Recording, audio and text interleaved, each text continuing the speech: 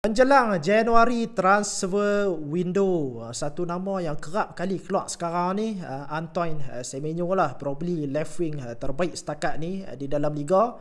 Bournemouth dikatakan akan minta sekitar 75 juta macam tu. Ada juga yang kata kontrak baru dia tu mengandungi release clause. So Bournemouth dan juga ejen dia saja yang tahu benda tu. News yang konkret, Man City sekarang ni dikatakan dah mula intai Semenyo untuk perpindahan Januari ni untuk cuba topple Arsenal daripada Januari onwards.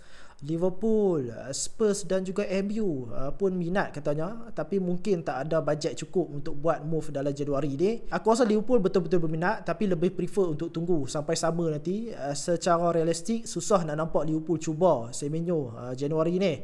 Tapi kita semua tahu kan, yang Liverpool ni kadang-kadang mereka suka fast forward deal daripada summer masuk ke winter. Jadi macam kes Luis Diaz dan juga Cody Gakpo dulu. Jadi kalau club rasa dia nak tunggu sampai summer tu, harga mungkin melambung. So jangan terkejutlah kalau masuk 1 Januari Liverpool hentam bid sampai 70 juta ke untuk dapatkan Semenyo.